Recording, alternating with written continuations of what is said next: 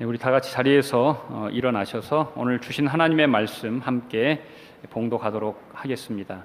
네, 오늘 말씀의 제목은 그럼에도 감사하십시오 라는 제목이고요. 성경 말씀은 하박국서 3장 16절부터 19절 말씀입니다. 우리 한 절씩 교독하도록 하겠습니다. 내가 들었으므로 내 창자가 흔들렸고 그 목소리로 말미암아 내 입술이 떨렸도다. 무리가 우리를 치러 올라오는 환난 날을 내가 기다림으로 썩이는 것이 내 뼈에 들어왔으며 내 몸은 내 처소에서 떨리는도다. 비록 무화과 나무가 무성하지 못하며 포도나무에 열매가 없으며 감람나무에 소출이 없으며 밭에 먹을 것이 없으며 우리의 양이 없으며 외양간에 소가 없을지라도 나는 여호와로 말미암아 즐거워하며 나의 구원의 하나님으로 말미암아 기뻐하리로다.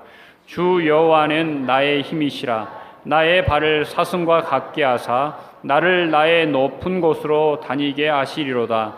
이 노래는 취하는 사람을 위하여 내 수금에 맞춘 것이니라. 아멘. 자리에 앉으시길 바랍니다. 네, 오늘은 우리 헤브론 교회 첫 추수감사 주일입니다. 정말 너무나 큰 의미가 있는 날입니다. 교회가 개척해서 이제 12개월을 들어서는 것 같은데요. 그래서 참 하나님께서 하루하루 이렇게 살게 하는 것, 함께 모일 수 있는 장소가 있는 것, 또 함께 예배할 수 있는 사람이 있는 것, 또 함께 주일 예배 후에 식사할 수 있는 사람이 있는 것, 그리고 지금까지 거의 1년여를 식사 준비를 모두가 다 헌신해서 자원해서 이걸 감당하게 하신 것 생각해 보면 너무나 감사할 것밖에 없습니다. 영국 속담에 천국은 감사할 줄 아는 사람들로 가득한 곳이고 지옥은 감사할 줄 모르는 사람으로 가득한 곳이다 라는 말이 있습니다. 저는 우리 헤브론 교회가 모이는 이곳이 늘 감사하는 분들로 가득한 교회가 되기를 간절히 소망합니다. 오늘 우리가 함께 읽은 성경 말씀은 하박국서입니다. 지금으로부터 약 2600여 년 전 남유다가 곧 국군이 망해가는 그때 가장 어려울 때 선지자로 살았던 한 사람의 삶이 여기에 기록되어져 있습니다. 하박국 선지자가 살았던 시대는 북이스라엘은 이미 아수르에 멸망한 상태이고, 자 밖으로는 아수르, 그리고 또 아수르는 저물어가고 바벨론이 흥왕하고 아래로는 애굽이 또 이렇게, 그러니까 강대국의 틈바구니 속에서 남유다는 꺼져가는 촛불처럼 흔들리고 있는 때입니다. 한시도 마음을 놓을 수 없는 불안한 시대였는데, 외적으로만 불안하면 얼마나 좋아요. 그런데 내적으로도 너무나 썩어서 하나님의 말씀을 전하는 선지자 이사야 선지자를 톱으로 썰어 죽이지 않나, 그리고 하나님의 말씀을 전하는 많은 사람들을 핍박하고 박해하고 모욕하던 시대입니다. 하나님을 떠나 살았고 힘 있는 사람들은 백성들의 고유를 뽑아서 호의호식하고 별장을 짓고 살고, 없는 사람들은 굶어 죽고 자식들이 종으로 팔려가는 정말 억울하고 암담한 시대가 바로 하박국 선지자가 살았던 시대입니다. 하박국 선지자가, 우리가 하박국서가 3장까지 있거든요. 읽어보면 1장에 보면 하나님께 토로하는 질문이 많은데 그 중에 가장 큰 질문 중에 하나가 뭐냐면, 하나님 왜 악인들을 그냥 내버려 두십니까? 너무나 이 하박국 선지자가 간절하게 하나님께 부르짖습니다. 여러분, 2600년이 지난 지금은 어떻습니까? 지금 우리의 실정은 틀립니까? 아니요. 여전히 이 시대에는 악과 부조리와 여러 가지 절망의 내용들이 가득합니다. 또 한 가지 하박국의 질문은, 하나님 왜 악인들을 들어서 하나님의 백성들을 치십니까? 라는 질문입니다. 하나님께서는 이 하박국의 이 모든 물음에 한 말씀으로 대답을 해 주셨습니다. 바로 그 말씀이 하박국서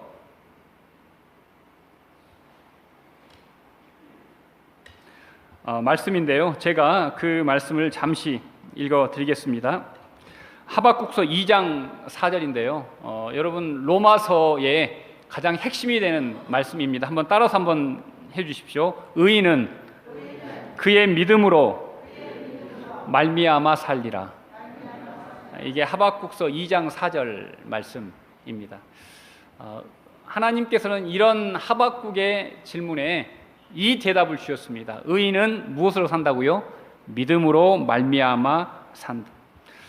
여러분, 이 세상에는 두 종류의 신앙인이 있습니다. 바벨탑으로 힘을 얻고 사는 사람들이 있습니다. 또 한 부류는 하나님으로 자신의 힘을 삼는 사람들이 있습니다. 어제나 지금이나 이 사람들은 동일합니다. 우리 그리스도인들은 오늘 하박국과 같은 열정과 믿음과 신앙이 있어야 합니다.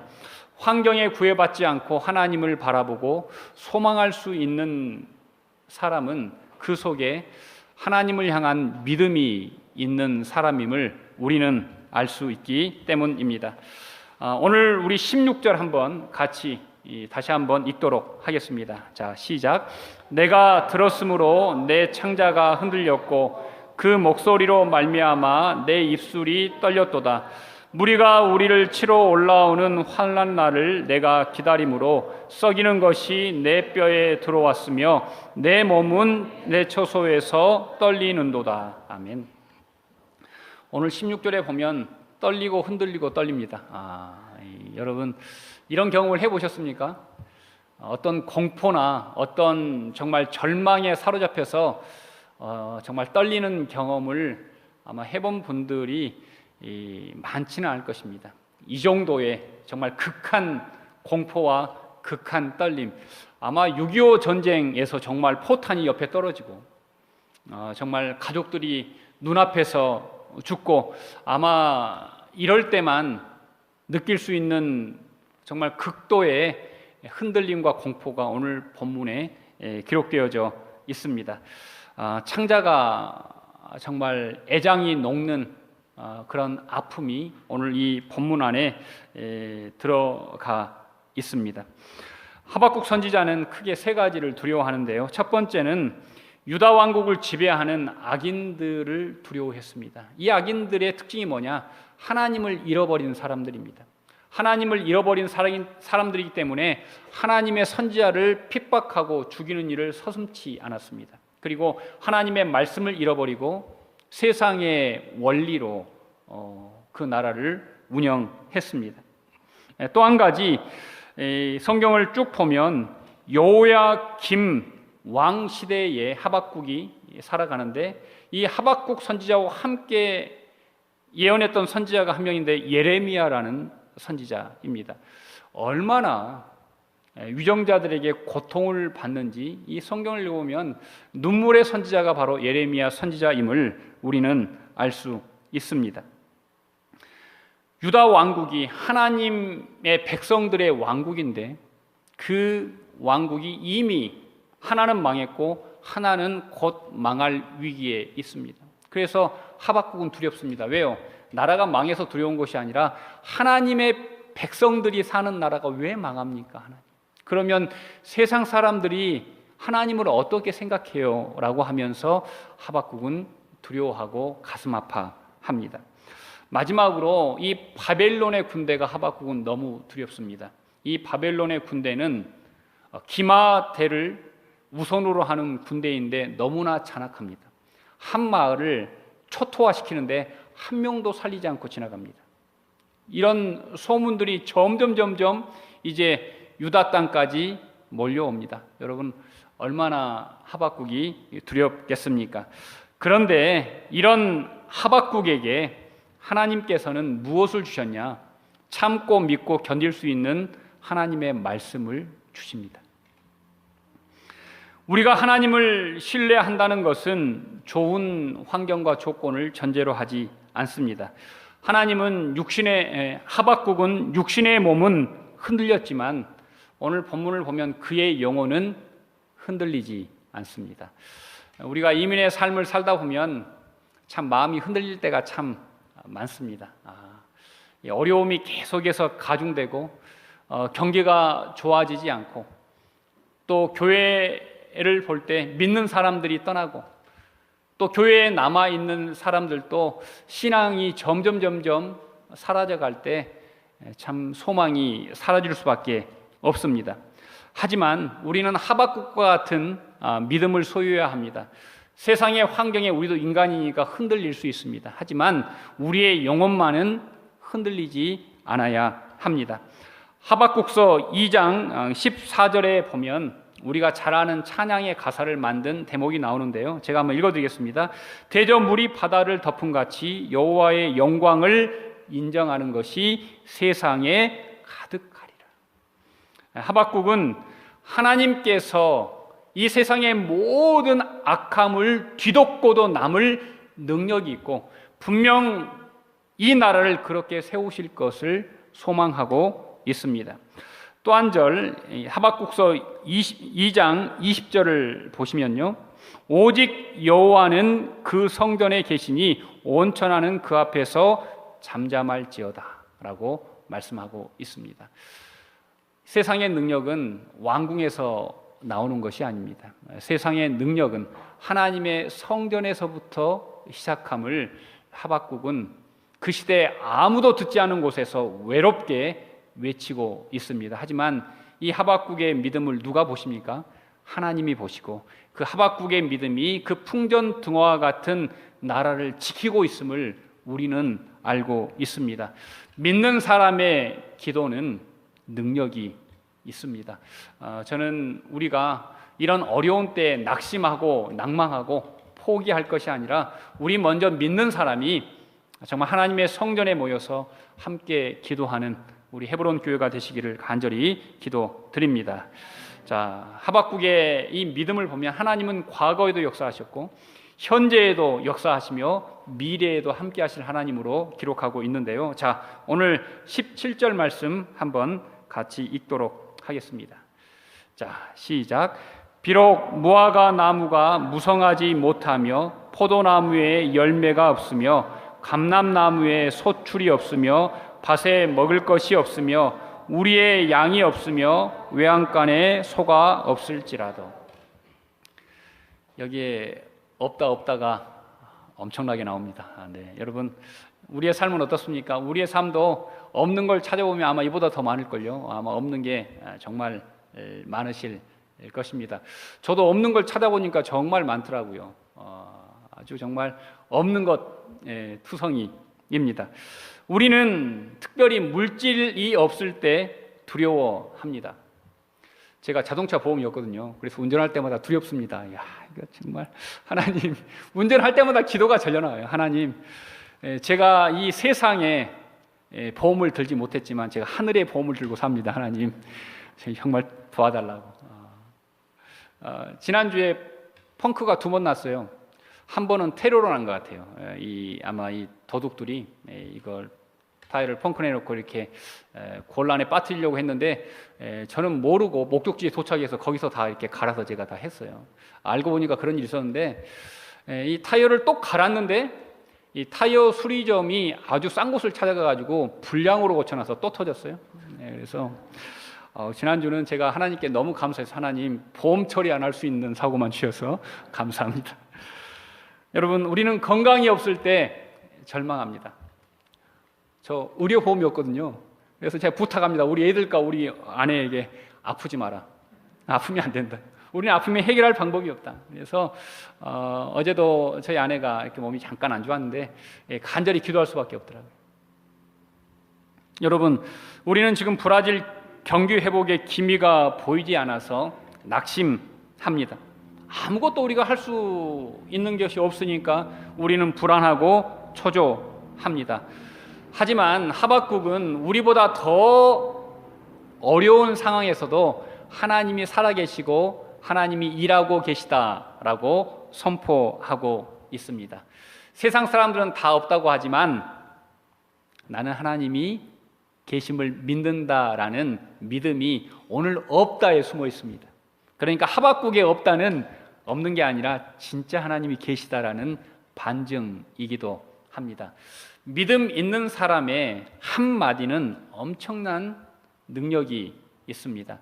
저는 우리 헤브론 교회 성도들이 이 봉해주로에 살면서 여기에서 사업하시면서 만나는 사람들에게 정말 하나님이 살아계심을 전할 수 있는 그런 믿음의 증인들이 다 되시기를 간절히 기도드립니다.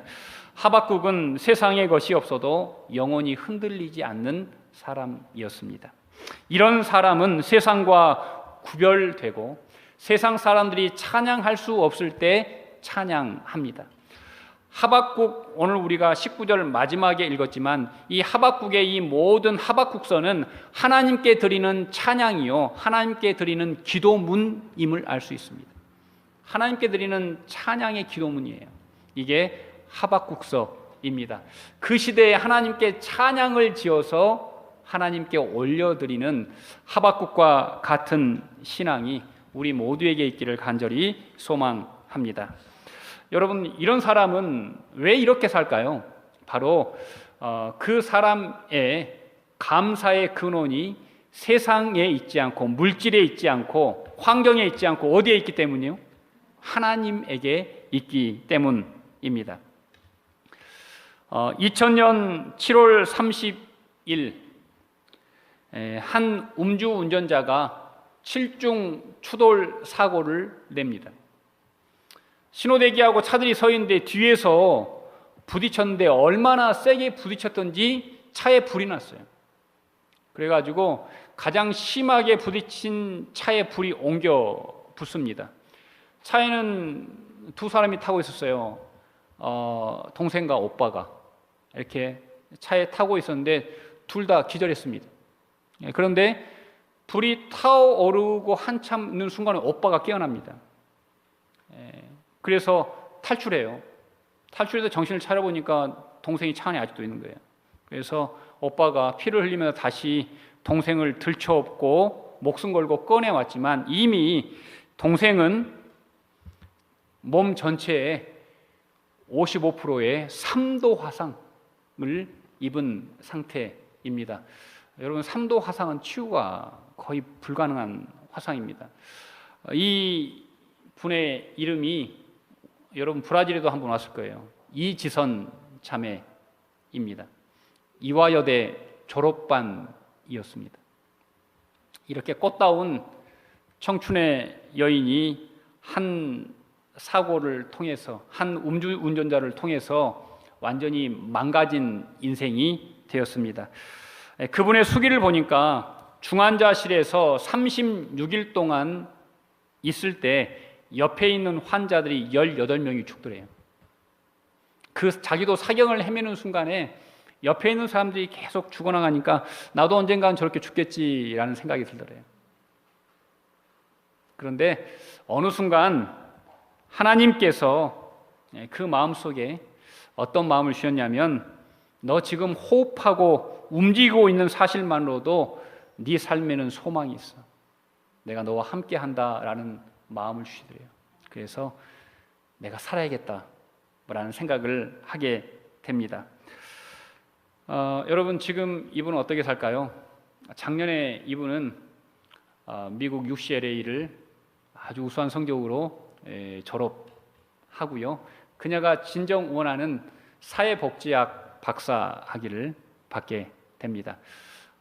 올해부터 한국에 돌아와서 이분은 대학교 교수로 지금 이제 새로운 삶을 시작하고 있습니다. 자, 여러분, 제가 이 수기에서 참 인상 깊었던 내용이 있는데요. 제가 몇 군데를 좀 읽어드리겠습니다. 저는 화상으로 녹아 없어진 8개의 손가락을 쓰면서 사람에게 손톱이 남아있다는 것이 얼마나 중요한 것인지를 알게 되었습니다. 화상으로 다 타버린 눈썹이 없어서 모든 먼지가 여과 없이 눈으로 들어오는 것을 보면서 눈썹이 얼마나 감사한지를 깨달았습니다. 오른쪽 귀가 다 녹아 없어져 버려서 비가 오면 오른쪽 귀로 빗물이 여과 없이 쏟아져 들어올 때 하나님이 왜 귓바퀴를 그렇게 만들어 놓으셨는지를 깨닫게 되었습니다. 관절이 모두가 다 굳어버려 손을 구부릴 수도 접을 수도 없어서, 가려울 때 긁을 수 없어서 이 관절이 모두가 다 구부러지는 것이 얼마나 큰 복인지를 깨닫게 되었다고 빼곡하게 기록을 해놨습니다. 그러면서 이 책을 읽는 사람들에게 뭐라고 부탁했냐면, 여러분, 말할 수 있는 걸 감사하십시오. 들을 수 있는 걸 감사하십시오. 볼 수 있는 걸 감사하십시오. 냄새를 맡을 수 있는 걸 감사하십시오. 왜냐하면 제가 지금 그렇게 살고 있기 때문입니다 라고 이렇게 기록해 놓았습니다. 여러분, 그녀는 없음으로 인해서 있음의 의미와 가치를 깨닫게 되었고, 무엇보다 그녀는 자신의 소중한 육신이 없어짐으로 지존하신 하나님의 어미하심과 살아계심을 인생 속에서 누리고 있다라고 간증하고 지금도 틈틈이 다니고 있습니다. 여러분, 빌립보서 1장 3절 나와 있습니다. 한번 같이 한번 읽어볼까요? 자, 시작. 나는 여러분을 생각할 때마다 나의 하나님께 감사하며. 자, 빌립보서는 사도 바울이 감옥에서 쓴 옥중 서신 중에 한 책입니다. 자, 사도 바울은 이 빌립보서가 기쁨의 서신이라는 별명이 있거든요. 감옥에서 기쁨을 담은 편지를 쓸 수 있었던 것이, 그 원리가 오늘 본문에 나오는데요, 바로 생각할 때 감사할 수 있습니다. 여러분, 영어로 생각이 뭡니까? think죠. 자, 감사는 뭡니까? thank입니다. 자, 여러분, 이 원어가 똑같은 원어입니다.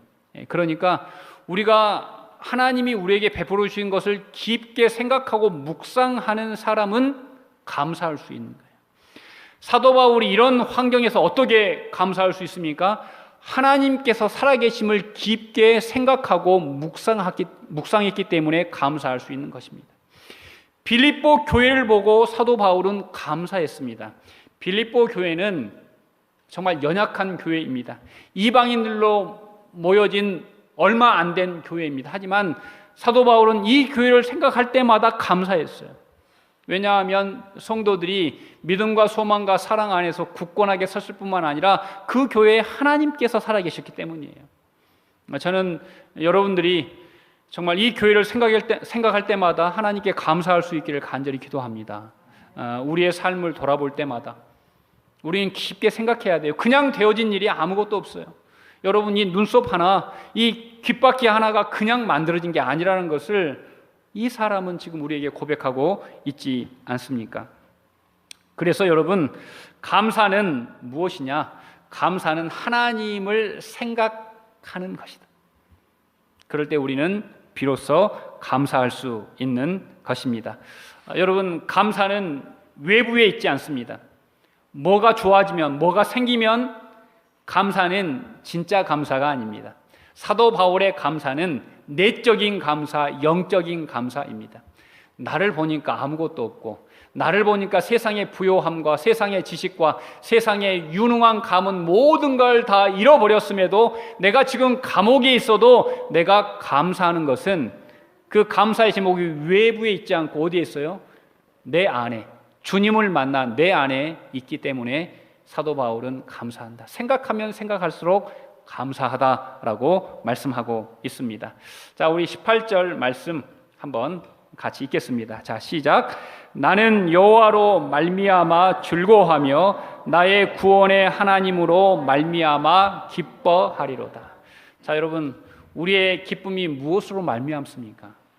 내 통장에 잔액이 많을 때 기뻐하고, 우리 기업의 장사가 너무 잘 될 때 우리는 기뻐합니다. 하지만 우리 믿는 사람들의 기쁨의 근원은 어디입니까?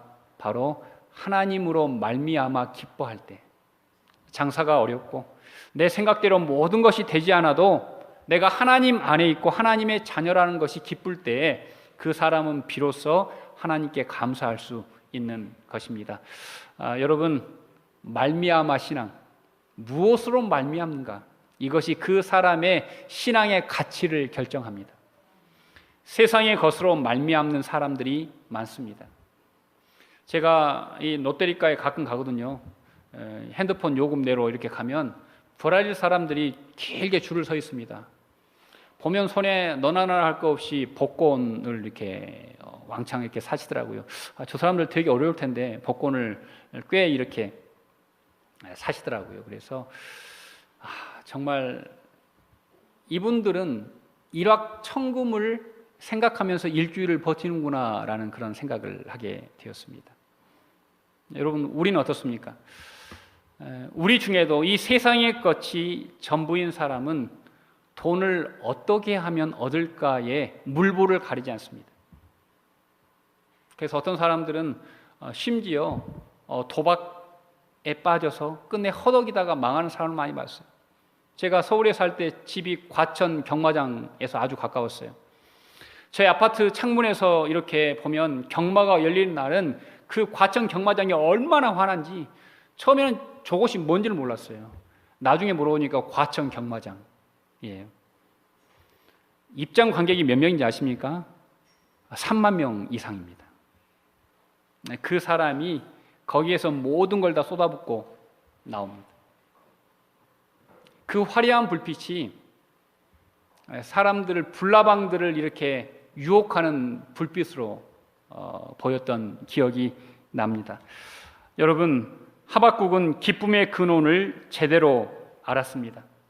우리 많은 사람들이 지금도 기쁨의 근원을 세상과 육신을 통해서만 얻으려 하는데, 바라기는 여러분들의 기쁨의 근원이 하나님이고 여러분들의 영혼의 기쁨의 생수가 늘 충만하시기를 간절히 소망합니다. 자, 우리가 마지막으로 한 가지 더 생각해 볼 부분은,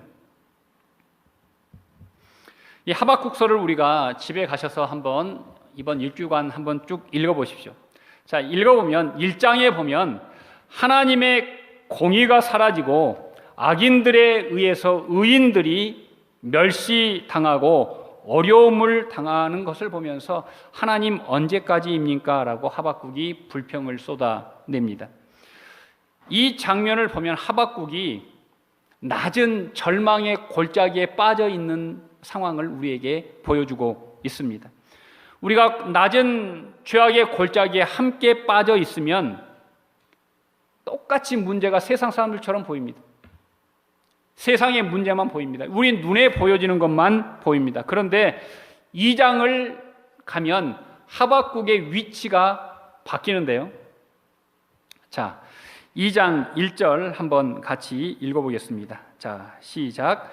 내가 내 파수하는 곳에 서며 성루에 서리라. 그가 내게 무엇이라 말씀하실는지 기다리고 바라보며 나의 질문에 대하여 어떻게 대답하실는지 보리라 하였더니, 하나님께서는 하나님을 믿는 자들을 절망의 구렁텅이에서 끌어올리셔서 성루로 올리십니다. 성루가 어떤 곳입니까? 성루는 다른 말로 하면 파수대입니다. 전쟁을 하기 전에 아니면 평화 시에도 적들이 오는 것을 지켜보는 망루가 파수대입니다. 하나님은 하박국을 높은 곳으로 끌어올리셔서 무엇을 기다리게 하십니까? 하나님의 말씀을 기다리게 하십니다. 자, 이게 아주 중요한 대목입니다. 그 시대는 무너져 내립니다. 정치가 있고 제사장이 있지만 다 무너졌어요. 그런데 어떤 사람이 지금 외로이 그 남유다를 지키고 있느냐? 바로 하나님의 말씀을 기대하는 단 한 사람, 하박국 선지자가 그 나라를 지키고 있다는 것을 이렇게 하나님이 우리에게 정말 회화적인 표현으로 보여주고 있는 것입니다. 그 시대에 용맹한 사람이 얼마나 많습니까? 부유한 사람이 얼마나 많습니까? 하지만 그 시대와 그 나라를 지키는 사람은 바로 한 사람인데, 하나님의 말씀을 기다리고 있는 하박국이라고 하나님은 말씀하고 있는 것입니다. 이 시대도 저는 마찬가지라고 믿습니다. 이 시대에 정말 많은 교회가 있습니다. 이 시대에 정말 많은 교인들이 있습니다. 하지만 정말 좋은 교회, 정말 살아있는 교인들은 하나님의 말씀을 기대하고 하나님의 응답을 기대하는 사람들이 있는 곳에 하나님의 역사가 있음을 우리는 알 수 있습니다. 자, 그리고 오늘 본문 3장은 드디어 하박국을 하나님이 어디로 데리고 올라가십니까? 높은 곳으로, 하박국을 더 높은 곳으로 끌어올리시는 장면이 오늘 3장에 나옵니다. 그러면서 하박국에 하나님께서 높은 산에서 살 수 있는 어떤 능력을 주십니까? 사슴의 발을 주신다라고 오늘 본문에 기록하고 있습니다. 여러분, 높은 곳에 오르면 이 세상의 모든 것이 작아져 보입니다. 그리고 높은 곳에 오르면 오를수록 살아계신 하나님을 우리는 경험할 수 있기 때문입니다. 하나님은 저와 여러분들이 낮은 골짜기에 있기를 원치 않으십니다. 하나님은 말씀을 들고 성류에 우리가 오르기를 원하시고 하나님이 계시는 높은 곳에 우리가 오르기를 원하시는데, 그런 우리에게 어떤 능력을 주시냐? 자, 우리 한번 19절 한번 같이 읽겠습니다. 자, 시작. 주 여호와는 나의 힘이시라. 나의 발을 사슴 같게 하사 나를 나의 높은 곳으로 다니게 하시리로다. 자, 저는 이 성경을 오늘 보면서 계속 묵상하면서 하나님이 능력이 정말 크신데 그 능력에 현재 뭘로 나타나느냐? 사슴의 발로 나타나요. 아니, 하나님의 능력이 그렇게 크시면 사자의 발이나 곰의 발 정도로 그냥 한번 휘두르면 그냥 세상을 그냥 호령할 수 있는 그런 능력을 주셔야 되는데 왜 하나님은 사슴의 발을 주셨는가? 나중에 여러분들이 꼭 이스라엘을 한번 가보시면 유대 광야에 가면 풀 한 폭이 없어요. 높은 깎아 지르는 이런 절벽들이 많은데 거기에 오늘 본문에 나온 사슴들이 삽니다. 성경은 사슴이라고 번역했지만 뿔 달린 사냥과에 거의 가깝습니다. 그런데 그들의 특징이 있는데 이런 정말 거의 수직 절벽을 타고 다녀요. 그들의 발이 이 절벽을 짚고도 전혀 흔들리지 않고 뛰어다닐 정도로 발이 날래고 굳건합니다. 제가 그걸 보면서 이 발은 광야에서 살기에 최적의 조건이구나. 다른 짐승의 발은 거기에서 밀려 떨어져서 살 수가 없어요. 그런데 사슴의 발만큼은 그 높은 협곡에서도 자유자재로 다닌다는 것입니다. 큰 장애물을 만나도 뛰어넘을 수 있는 능력이 그 사슴의 발에 있다는 것을 제가 눈으로 직접 보게 되었습니다. 우리 속담 가운데서 산 넘어 산이라는 말이 있습니다. 이민 생활이 날이 가면 갈수록 쉬워지는 것이 아니라 이민 생활은 어찌 보면 날이 가면 갈수록 어려워집니다. 그런데 여러분, 하나님께서 우리에게 어떤 능력을 주셔야 되냐? 이 이민의 험한 산을 해치고 넘어갈 수 있는 사슴의 발을 주셔야 우리가 살 수 있는 것입니다. 우리는 사자의 발을 원합니다. 하지만 하나님은 우리의 믿는 사람들에게 사슴의 발을 허락해 주십니다. 하나님은 우리에게 있는 산을 깎아주시는 분이 아니라 우리의 발걸음을 사슴의 발로 바꿔주시는 분이십니다. 저는 이 말씀을 보면서 다윗의 시편 18편이 생각났습니다. 자, 제가 한번 읽어드리면 1편에 보면 나의 힘이신 여호와여 내가 주를 사랑하나이다. 그리고 33절에 보면 나의 발을 암사슴의 발 같게 하며 나를 나의 높은 곳에 세우시며. 이건 누구의 고백입니까? 다윗의 고백입니다. 다윗이 왕이 되기 전에 광야를 13년을 헤매고 다녔어요. 광야에서는 사자의 발이 필요가 없어요. 광야에서는 늑대의 발도 필요가 없어요. 광야에서는 사슴의 발만이 살아남을 수 있어요. 그래서 사자와 같은 사울왕도 늑대와 같은 3,000명의 추격대도 사슴의 발을 가진 다윗을 따라올 수가 없어요. 그래서 다윗은 광야에서 살아남고 하나님의 나라를 이루어내는 것을 우리가 볼 수 있습니다. 우리들도 마찬가지입니다. 이민의 위태한 길, 험한 길을 지금 걸어가고 있는데 하나님은 우리에게 연약한 사슴의 발을 주셨습니다. 하나님 좀 더 저를 좀 능력 있게 해주시죠. 저를 좀 더 좀 부여하게 해주시죠 라고 우리는 기도하지만 하나님은 사슴으로 족하다고 우리에게 말씀하고 계십니다. 이 사슴의 발은 우리를 어떤 곳으로 인도합니까?